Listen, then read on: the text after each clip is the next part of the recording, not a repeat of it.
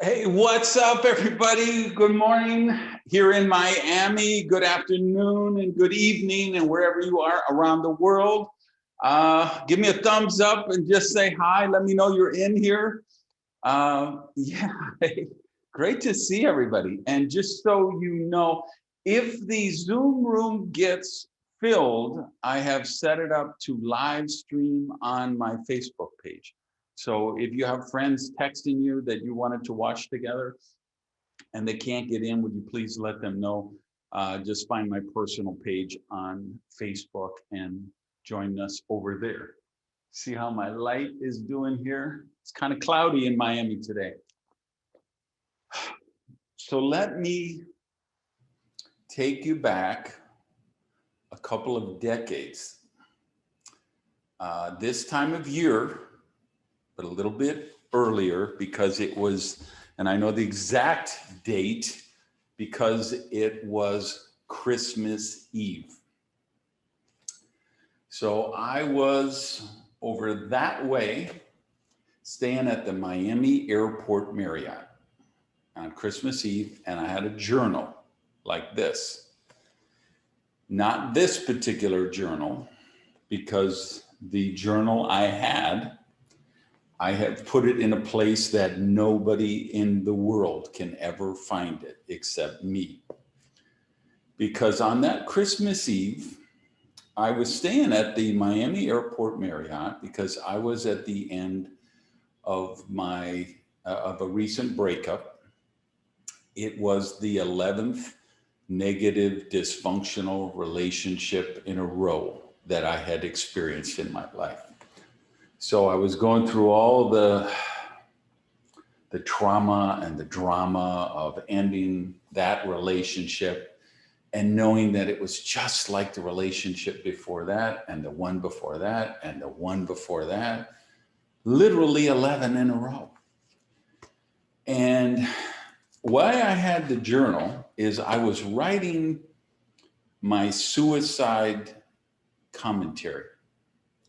It wasn't a suicide note for anybody else. It was the commentary to myself on why suicide was the right thing for me to do. Because I'm a writer, right? In my essence, I'm happiest when I'm in my lonely writer's garret writing. So that's how I communicate, even with myself. If you look, all my books, all my blogs, really who I write those for are myself. It's how I clarify my thoughts. So I was clarifying my thoughts on why I needed to kill myself and why it just really didn't make sense to keep going on living, because I had started over so many times, right? So you take 11 dysfunctional relationships in a row. And so I'm thinking about them and I'm saying, okay, what are the commonalities? What keeps coming up so that every one of these relationships is so toxic? Where were they from? How old were they? What was their race? What are the commonalities in these 11 negative people who somehow I have been victimized by? And of course, after much deliberation, I came to understand that there was only one common denominator in those 11 relationships, and it was me. And it wasn't about those 11 people. It was about me and the negative paths that I had to keep repeating. Because I had 11 people who desperately wanted to love me, but I couldn't let them love me because I didn't love myself. Does anybody relate to that? And you know what, I'm going to turn on some more lights here. Hopefully the mic is carrying for me there. If, give me a sign in the thing if you know what I'm talking about, right? Or hit me up in the comments. For you guys on Facebook, Hey, check in there and say something because I can't see the Facebook screen from here. I can only see the WhatsApp screen. But you know how it is when you realize, wow, it's not my ex. It's not President Trump. It's not the economy. It's not my neighbors. It's not anything except me. And when you reach that kind of moment in your life, a lot of people, you face that choice, which is where I was that night, which is, hey, do I need to just end this all? Because this isn't working. I have tried to remake myself, because many of you know my story. I was in jail for armed robbery at 15 years old, and I made myself over. I had had some business setbacks, and I made myself over. And I had had those previous negative relationships, and I had made myself over. And then here I was at what I thought was a very advanced stage of my life at that point. And I realized I hate my life. And the reason I hate my life is because I hate myself. And, you know, when you draw that conclusion, it's a really, really dangerous conclusion, or it can be a liberating conclusion. And sometimes I believe the most important days of our life might be the day we realize some bridges are meant to be burned. And I recognized I didn't have to kill myself. I could kill off the old version of myself. I could kill off the things about myself that I don't know, that I don't like, that make me not like myself or make me hate myself. And so I don't know where you guys are. Every one of you is in a different place, but I'm directing this to you right now, you, because you've got to make that decision. And some of you are in a much, and I hope all of you actually, but I don't know, but I hope all of you watching anywhere in the world right now are in a much better place than I was, but also in a place where you can really effectively think about yourself and say, okay, do I need to just modify some things to live a more prosperous life, a life that is a higher version of what I want to do? Or do I need a radical rebirth? A lot of you know that's the name of my new book coming out January 12th, right? Radical Rebirth. And, you know, I joked around in the email that I said I was the most qualified person in the world. I was the world's preeminent expert in how to kill off the old version of you, because I've had to do that so many times. But what I want you to know is there is hope that you can do this. You can hate things about yourself, but still fall in love with yourself. Come to the place where you are comfortable in your own skin, where you love yourself enough that you will allow other people to love you. And that's really what I want to talk about this morning. Let me see time-wise what we're doing. There's some things, I put a list in the email about how to know, are you ready for a rebirth? Is it time to remake your life? And because it's January 2nd now, we're in the new year. Obviously 2020 was a year of pretty interesting things happening around the world. And this worldwide pandemic and the economic consequences from the worldwide pandemic, just so many things that have challenged us, right? So this is really a perfect time to remake ourselves. And I know a lot of people do resolutions on New Year's Eve, but I think the problem with resolutions is we're dealing with symptoms, right? Oh, I don't like the fact that I smoke. I need to, so my resolution is I'm going to quit smoking. Or I'm 10 pounds overweight. So my resolution is I'm going to go on a diet. Or my resolution is I'm going to go into the gym 5 times a week. Those resolutions are usually dealing with the symptoms, but not the cause. And the cause is who you are. The cause is your core foundational beliefs. And I'm going to go really out on a limb here, and I'm going to say something that may shock a lot of you, but I'm going to say that the real cause of not living a prosperous life is low self-esteem. Obviously, if you follow my work for a while, you know I talk about worthiness issues all the time. But where they come from is low self-esteem. So the resolutions are dealing with the symptoms, but they're not dealing with this issue of who you become. How do you create a new, higher version of you? How do you reach the highest possible version of yourself? So here's the list I put in the, I wrote a blog about this. I hope you all read that. But here's how to know if you're ready for a rebirth. You keep beating yourself up. You're powerless over an addiction. You can't seem to ever forgive yourself. You went into a career to make your parents happy, or your counselors or your teachers happy, but it isn't what you really would have done. You're stuck in a negative, dysfunctional relationship, or plural. You have high levels of credit card and other debts.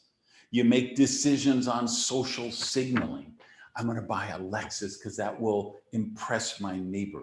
I'm going to buy a BMW because when I post it on my Instagram account, my friends are going to be jealous of me. If you're making decisions on signaling, big red flag. And foremost is if you just feel like there's no meaning, no purpose to your life.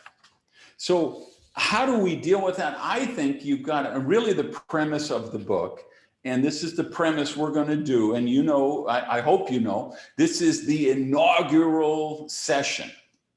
We're going to get together every Saturday from now till forever. We're going to spread the message of prosperity around the world. I can tell you there's already a couple of people who are working to take these lessons and share them in the Latin American community. I've got Alex Dimitrenko in Russia is going to do the same thing, spreading it in the Russian language. And I hope this is just going to go around the world.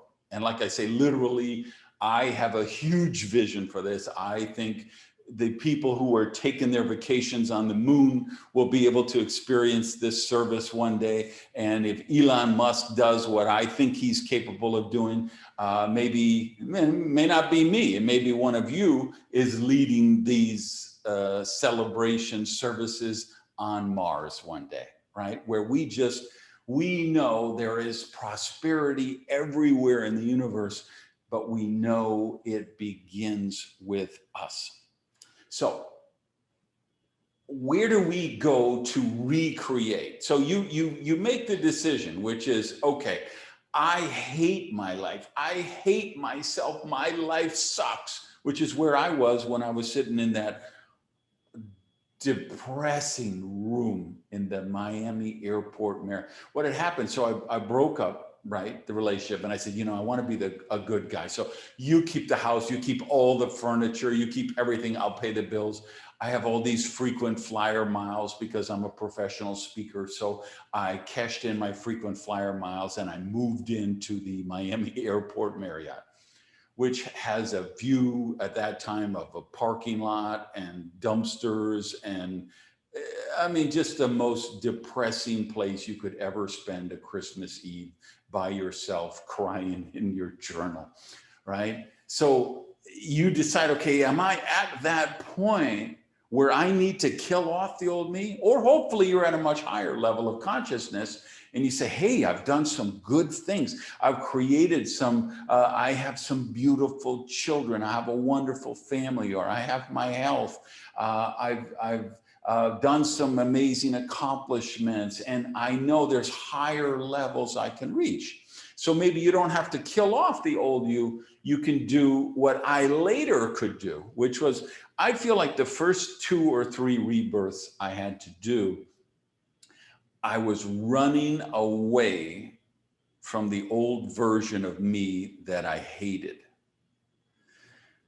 But after a couple of those, and that's where I want to get everybody who listens to these services every Saturday to the next level, where you don't have to run away from the version of you that you don't like anymore. You can run toward the new version of you, which you know is the next evolution for you, the next upgrade in your consciousness and your lifestyle. And so when I say, I believe it all goes back to self-esteem, because think of this, I think the tipping point time or the seminal moment for most people is when you first reach adulthood.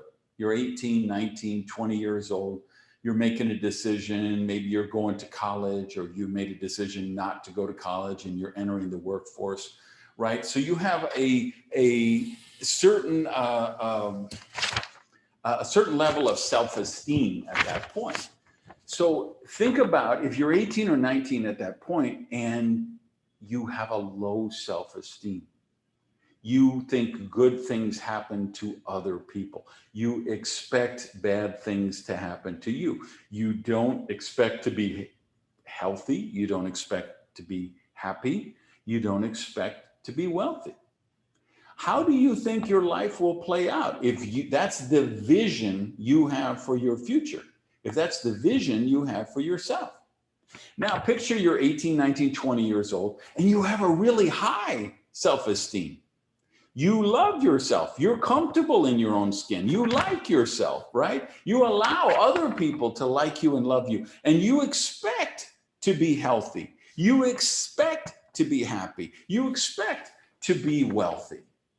How do you think the difference, if we took 2 19-year-olds at that stage of their life, one has the low self-esteem and expects bad things to happen. One has a high self-esteem and expects good things to happen. What do you think the difference? How do you think that's going to play out? And this is what I believe. The premise of the book is I broke your life down into 6 main categories. And these categories are where you develop your core foundational beliefs in these 6 areas. So let me run through the list with you. Number 1, and somebody type these in the chat if you would, for those who are kind of following along. I know we have, I got a text from Payam. I know we've got Iranians on here who are not that proficient in English. And I know we have some other people that English is a second or third language. So if you would, somebody just type these in there. Area number 1, money, success. Money, success. Area number 2, marriage, relationships. Area number 3, sex, sexuality. Sex, sexuality, number 3. Number 4, God and religion. God and religion. Number 5, health and wellness. And number 6, career and work. So money, success, marriage, relationships, sex, sexuality, God, religion, health/wellness, career/work. My premise is you have created your core foundational beliefs in every one of these 10 areas by the time you are 10 years old. And those core foundational beliefs determine what happens in your life, even when you're 40 and 50 and 60 years old. And that may seem shocking to you. You may say, okay, come on, Randy, that can't be. You're trying to tell me that I blew up my marriage when I was 35 because of something I learned when I was 7 years old. And I'm telling you, absolutely. Abso-freaking-lutely. You tell me, you mean I sabotaged my career At 40 years old, because of a core foundational belief that I developed at 8 years old? Yes, that's exactly what I'm telling you. Because I've been studying these principles of prosperity for 30 years now. I've been coaching people and working with them for 30 years now and teaching these kind of classes and courses. And I'm telling you, I see it all the time. So again, if we look at the list, you know, money, success, right? I mean, did you grow up and your parents say, we can't afford that. Money doesn't grow on trees. We may not be rich, but at least we're honest. Right? All those, by the time you were 6, you had a core foundational belief about money and rich people. And if you're like 99.99999% of the population, that core belief was money is bad, it's spiritual to be poor, and rich people are evil. Marriage and relationships. Did your parents fight all the time? Do you come from a single parent family? Did your parents get divorced at a young age? Did one of your parents cheat on the other one? Was one of your parents abusive to the other one? I mean, your core foundational beliefs about marriage and relationship, they were set 6, 8, 9 years old. You say, but I don't have to repeat them. Of course you don't have to repeat them. But you probably did, because that's what most people do, because they've never consciously looked at these things. Sex and sexuality. I could do the next 175 days live streaming just about the limiting beliefs about sex and sexuality and sexual hangups and crazy dysfunctional beliefs that people have about that, right? So of course you probably, before you even reached puberty, you probably had wacko crazy ideas about sex and sexuality. God and religion. Obviously, you know, this is, I jokingly call this the unchurch, because this is not a church. This is not a religion. I am a preacher, but I'm a preacher of prosperity, a preacher of success, a prophet of profit, right? But I don't want to get in that realm. And because if you follow my work, you know, I think there's so many, and I spent 20 years as a lay minister here, right across the bay here at Unity on the Bay Church. And I love the good things that religion can do. I also hate the bad things that organized religions do as entities. And I find they create more limiting beliefs about self-esteem, health, and prosperity than probably any other institution in the world. The guilty parties are the education system, the organized religion, governments, and then of course the data sphere, social media, the internet, entertainment, all of that perpetuates all those. And we're gonna dig deep into a lot of these topics in the future classes on Saturdays. Health and wellness, right? I remember my great aunt, she was in her early 80s, late 70s, probably at that point. And I went up, you know, I used to visit her. She used to live up in Boca Raton before she died. And she was always sick, always in the hospital. So finally I was like, Nettie, I'm going to bring you to my doctor. I'm going to come up and get you, bring you down to Miami and take you to my doctor. And we're going to just see what's up. And I want to bring all of the medicines that you're taking right now. She had 15 prescriptions that she took on a daily basis. The podiatrist sent her one, the heart specialist gave her this one. So I take all these 15 prescriptions, I bring her to my doctor. My doctor says, this prescription is counterindicated by that prescription. This one is diluting that one. These are fighting with each other. These prescriptions that you're taking every day are making you sicker, right? How many of you know people like that? How many, think about when you grow up, you know, the core belief I think most people have now is, okay, you're skinny as a kid. And then when you get in your 20s, you carry an extra 5 pounds. And then it's 5 more pounds when you're in your 30s, and 5 more pounds in your 40s. And that's like a core foundational belief. That's not healthy. That's not normal. That's not prosperous. That's killing you if you have that belief. If you have the belief that, okay, it's just normal that somebody should have 10 or 12 or 15 prescriptions every day to stay healthy. That's not normal, right? If your idea of food is a breakfast cereal that has an expiration date 3 years from now, that's not food, okay? Food is fruits and vegetables and nuts, right? But these core foundational beliefs, you do them so early, and then they imprint your whole life for you. And then finally, let's look at the last one, career and work. You know, how many people believe that to create a successful company, you have to rape and pillage and plunder the environment and exploit poor people? How many people believe, okay, so for me to be successful in my career, I've got to be a bad mom, or I've got to be a bad father and spend 90 hours a week at the office, right? Give me a sign.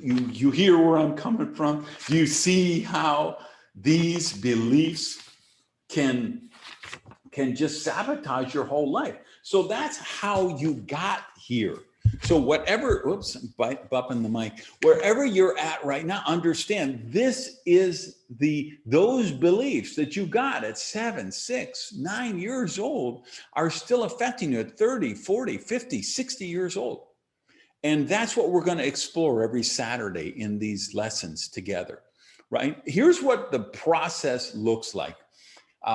This is detailed in the book, but we're going to do deep dives in this every week, right? Because I told you your core programming causes you develop, you know, your programming, meaning your parents, the TV shows you watch, the books you read, the websites you visit, the blogs you visit, your social media, all of the people you follow on social media, right? All of those things are programming. And those institutions that I talked about earlier, government, organized religion, right? So we have lots of institutions like that they're programming. They, you know, I call it brainwashing. That usually offends a lot of people. Man, the light is horrible. I can't believe Miami is letting me down with no sunshine today.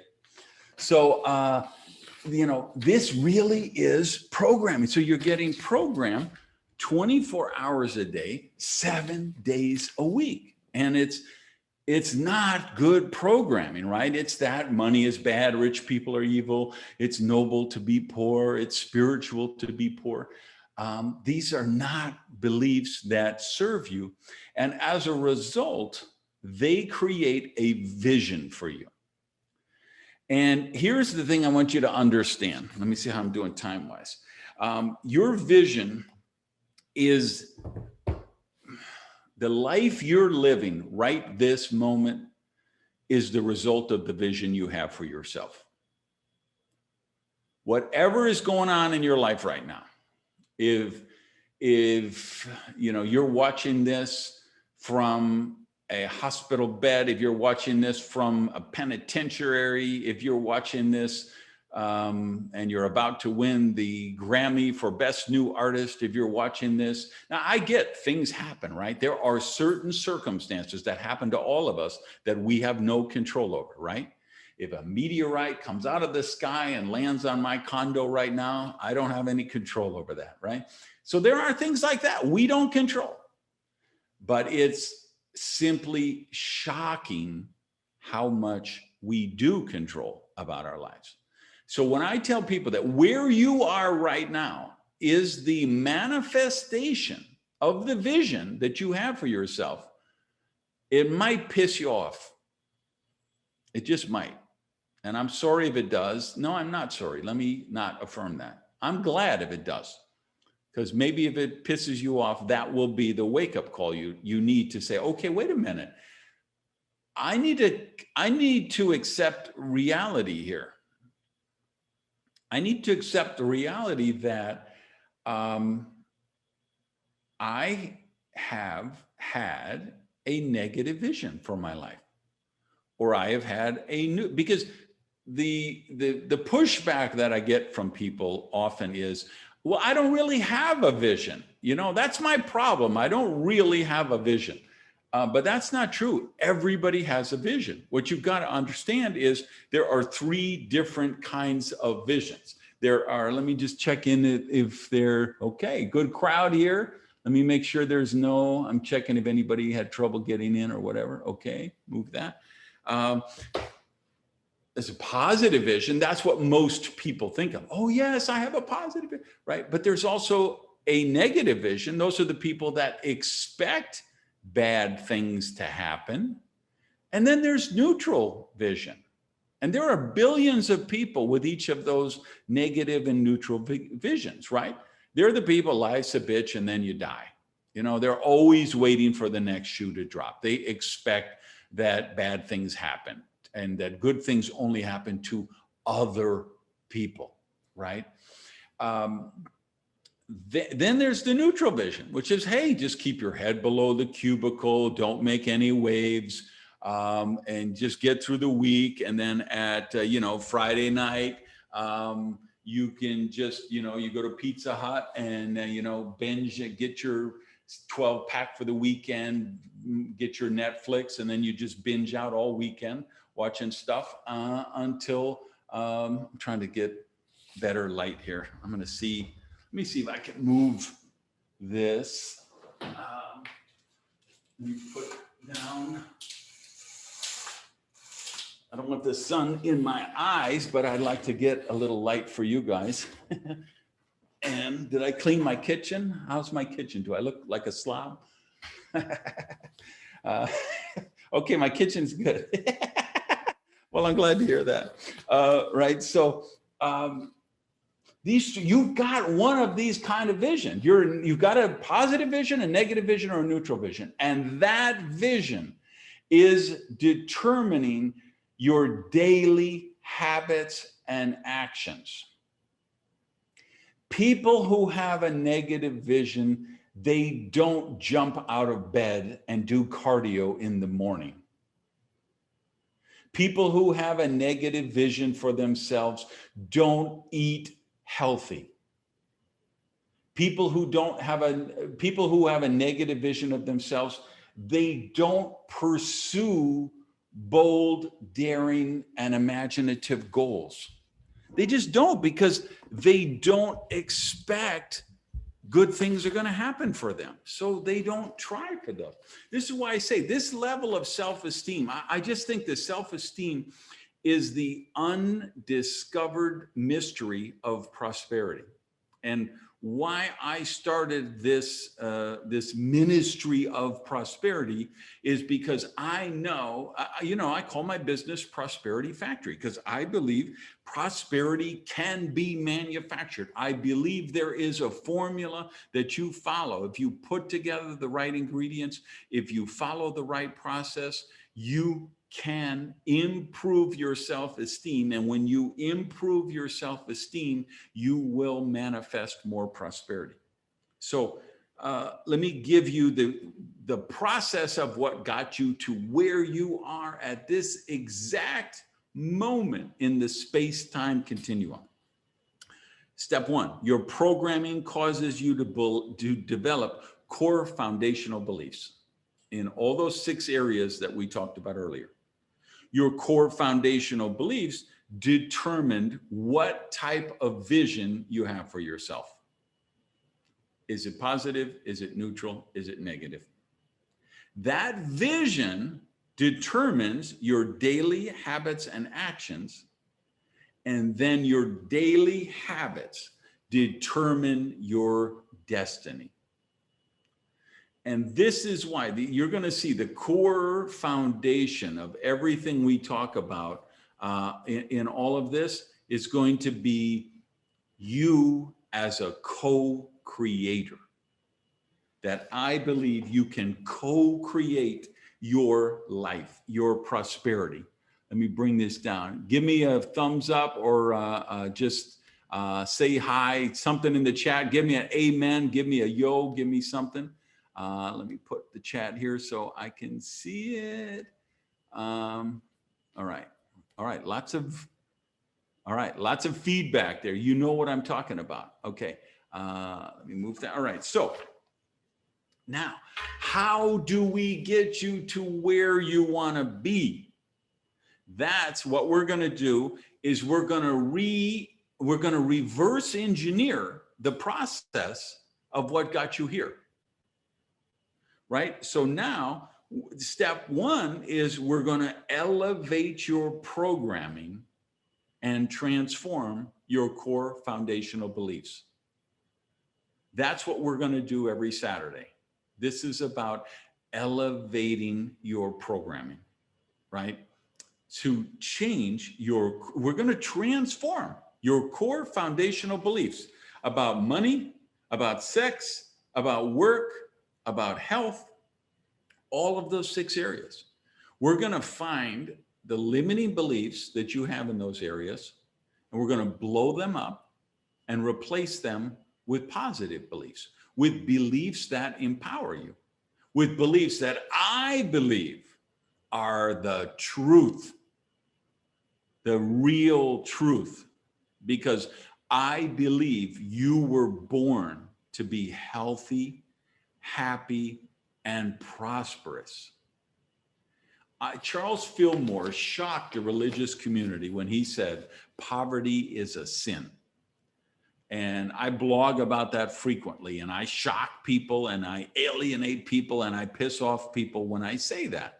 But I really believe that. And I believe the research supports that. The science supports that, because like when you hear these Bible verses and people tell you things in the Bible, you have to understand the Bible is not written in your language unless you happen to speak Aramaic.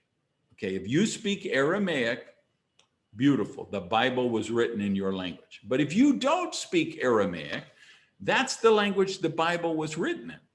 And the definition of sin in Aramaic is to miss the mark. And that's why I believe poverty is a sin, because when you live in poverty, you're missing the mark of the force that it's an insult to the force that created you. I really believe that. Let's say you're not a Christian. Maybe you follow the Course in Miracles. Have you ever studied that? I know a lot. I did for a couple of years. I'm sure many of you did as well. The Course in Miracles defines sin as a lack of love. And you know what? I would buy into that description as well, right? That when we're not living in prosperity, we are experiencing a lack of love. And that's, sorry if I'm shaking the screen. I'm trying to get the chat again so I can see it. Let me close that. By the way, you notice I'm doing this without an assistant because I'm looking for a Miami-based intern. Somebody who's brilliant with social media, Instagram stories, TikTok. They're a savant with live streaming platforms like Zoom and the other ones, and Facebook and YouTube streaming. And they're creative and they're brilliant and they want to be an intern. This could be the opportunity of a lifetime for them. So anybody watching in Miami, or if you know someone in Miami who fits that criteria, they need to be young or young at heart, fierce, focused, and passionate about prosperity. So if you know someone like that, get them in touch, because we're going to grow this broadcast each and every week, right?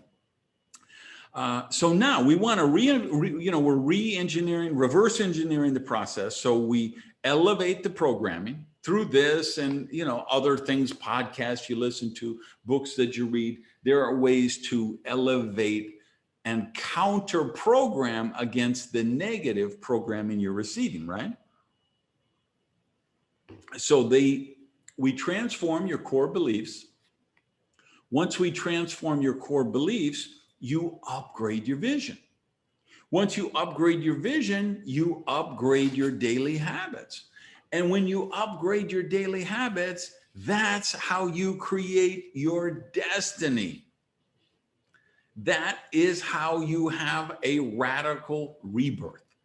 We like to say, I'm going to create my destiny, but nobody really creates their destiny. What they do is they create their daily habits, and then their daily habits create their destiny. And that's what we're going to do together over the course of these lessons every week. Like I say, I think you're going to find? Here's what I would like to share with you about my vision for all of this. And I hope those of you guys who are buying into the vision and want to join me on this journey. I found in my darkest moments, I turned to spirit, right? I was having and so I have helped to build 2 churches in my lifetime. I helped to build a church, and again, both times I turned to spirit in times of personal challenge. So I had a horrible business failure when I was living in North Carolina for a year or 2. And I was a knock at my door one day, and it was a guy named Jack, and he was a minister, and he was starting a church in Raleigh, North Carolina. And he was renting a classroom in a school and holding services in the school. And he knocked on my door, just proselytizing. And I was at a moment in my life where that spoke to me, and I helped build that church, right? And then went back to Miami, and of course, had another dark time in my life over there at the airport Marriott Hotel, and realized I've got to redo myself again. I've got to make myself over again. And people started talking to me about unity and science of mind churches. And I got the Science of Mind by Ernest Holmes. That was one of the most impactful books in my life. And I discovered a Science of Mind church down on, I think, Miller Road in Miami. And then people kept telling me about Unity on the Bay in Miami. So I went to Unity on the Bay in Miami, and the first Sunday I went there, there was like 9 people in the congregation. And a couple of them were probably just prostitutes who had come in from Biscayne Boulevard to get out of the heat and get in some air conditioning. This was in the cocaine cowboy days of Miami. Biscayne Boulevard was a war zone. So this once vibrant, prosperous church had turned into 9 people going there on a Sunday. And the head of the entire Unity Worldwide Ministry, Bill Cameron, who was a biblical scholar, felt moved to go to Miami and rebuild this church in the middle of a crack neighborhood. And he used to have to sleep in the church with a baseball bat to protect the air conditioning units from the crackheads who would need to steal them to try and trade them in and, sell them for scrap. And so I heard this man, Bill Cameron, and I was like, I'm all in on this. And I committed to rebuilding that church with Reverend Cameron. And then I was the president of the board when we hired Reverend James Trapp, who hopefully is on here somewhere this morning in one of these boxes somewhere. And I can tell you, talk about fighting for prosperity and believing in prosperity. One of the lessons we're going to do, I want to talk about the experience of us hiring Reverend James, because I was the guy championing him at the board of trustees. And I think at that time he wanted this crazy, ridiculous high salary of like $17,000 a year or $13,000 a year. But he wanted dental benefits because he needed to get his teeth fixed. And my board of trustees are saying, there's no way we can afford to bring him in. We don't have that money. That's way too much money. He only agreed to that, which was a ridiculous low salary. But he agreed to it because he could live we had a little spare room there that he could live in. And so he said, give me the spare room and I'll do it for only this and get me dental insurance. And I had to fight and pound on the table. And then I had to basically guarantee his salary to get the board of trustees to go along with that. Because I believe that, I'm never one of these people who believe that preachers should be poor. It's like, I see people saying, man, the minister of my church drives a Cadillac or a Lincoln. Why don't they give that money more to the congregation? I'm like, no, you know what? If I go to a church, I want to go to a church where the preacher is driving a Lamborghini or a Viper or a Ferrari or a Bentley Continental GT. Because now I know this minister, this preacher, this imam, this whatever spiritual leader, they understand how prosperity works. I want to be with a prosperous spiritual leader. So of course we rebuilt that church, and it's just even today an amazing success story. And they're doing the services virtual now because of COVID, and they're looking for a new home and exciting things happening for them over there. But along the way, I loved my experience there, but I've also had a lot of changing beliefs about God and religion. I often joke and say I'm a fundamentalist agnostic because I question the premise of everything. And so I went on a 2-year sabbatical and continued deep study in religion and organized religions. And I realized for me, in those dark moments, it was about spirit, but it wasn't about religion. And I have to tell you, this pandemic has really transformed my worldview. I saw almost $1 million worth of business evaporate in less than 10 days in February when the pandemic first hit. And I questioned my own, like, wow, how is my own prosperity? Am I going to get through this? Am I going to make this? And I realized, yeah, you know what? I'm going to reinvent myself some. I'm going to do more streaming events and not as many live events, and more consulting, and my business model is going to change. And I actually have had a very prosperous 2020. But I was really concerned because I was supporting about 5 different families that were not weathering the pandemic very well. And I'm the firewall for my family, right? My mother is in her 80s. I'm the one who kind of figured the money thing out, and I'm the one who kind of takes care of the family.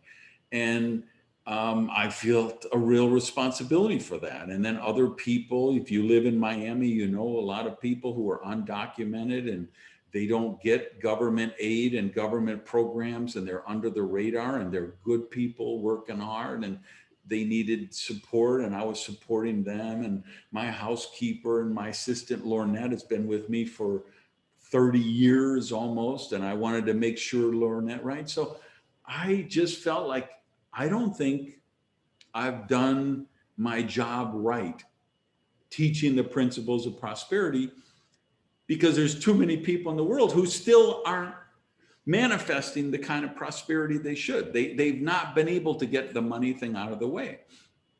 And this idea of starting a weekly prosperity course again, I had taught this at Unity for many years, and I've done some online programs of it, and I've got some online albums and programs, courses that people can take. But I just was really thinking about it all this month of December, and I decided I'm going to pull the trigger on this. But I'm not going to start a church. I'm going to start an unchurch.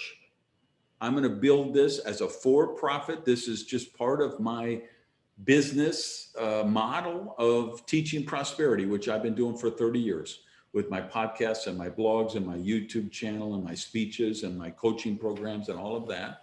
And I'm just going to take it out of the world, but I'm going to make a commitment for the people who want to join me on the journey and want to tune in every Saturday. And I do envision a spiritual community where people will meet and do this in person. And we can have a live service with music and celebration and everything every week when the vaccines are really out there and COVID-19 is kind of in the mirror behind us. And I envision a spiritual community meeting every Saturday online all over the world and in other worlds. And then people, who could be here in person every week. And so I'm going to start this ministry as it is, the way we're doing it right now. And what I feel like is, okay, if I pull back on all the blogs and the podcasts and all of the other stuff, and who's ever holding up your credit card to support me already, I love you. That's funny. Because I thought, okay, I need to do a better job of this teaching prosperity, but I can't give up all this free stuff I do, the YouTube channel and the podcast, for the people who can't afford to hire me for my coaching programs. So that's why I came up with this idea of this service. So this is going to be done as a love offering basis. And if you've ever been to a Science of Mind or Unity Church, you're familiar with it. If you haven't, what it means is you just give out of your heart what you think it's worth. You know, if I was just doing this as a seminar every week, I'd probably charge $47 a week or $77 a week and do a live streaming thing. But I don't want anyone in the world who can't afford to pay to miss this. So here's what we did. You guys who are on two screens, please go to randygage.com/go. And that's the page where you can donate and support the work. So for you guys who can, who've been impacted by my work and want to support it. And I'm going to put it up to you guys to see, is the universe ready for this? It looks like we have a lot of people in the room right now. A lot of people excited about this. My phone has blown up. My blog has blown up. I think the world is ready for this. I think the universe is ready, but it's totally going to be up to you guys. Do you show up every Saturday? Do you invite other people? Do we grow this prosperity community? So if you want to support the work, go to randygage.com/go. And then, so we're going to do the love offering. And let me find this is the affirmation. So if you want to follow along, randygage.com, go. And for you guys who are only on one screen and you have to stay here, you can check afterward. And I'm going to read the affirmation out loud. This is what we say. If you're going to send a check, hold your checkbook in your hand. If you have cash, hold the cash in your hand. But most of you're going to send it by Venmo, or you're going to do it on the website. So here's the affirmation for our offering. And you guys who want to receive it, you hold up your hands and I'm going to send you the energy through the internet, okay? Here is the offering statement. We celebrate the following truth. No, I'm reading the wrong one. That's what I want to tell you at the end. Here's the one for the offering. Get the energy. Hey, it's the first one. All right. Prosperity begins with me. Holding this tithe in my hand or my heart, I now send it forth as a seed offering of hope, healing, and highest good, knowing that it blesses myself, the recipient, and the universe around us. And so it is. Okay, final thoughts. Next week, this is going to be, and I think probably every week, this is going to be at 10 a.m. Eastern time. Today, I actually, for you guys who are going to the virtual mastermind event, you know I'm doing the opening keynote at that in an hour or two. So I needed to move this service up this week. But starting next week, 10 a.m. Eastern, we're going to try that. That would be 10 a.m. New York, Eastern Canada, 9 Central, 7 a.m. LA. You know, you can look up the times. So let me ask you to journey back with me once again.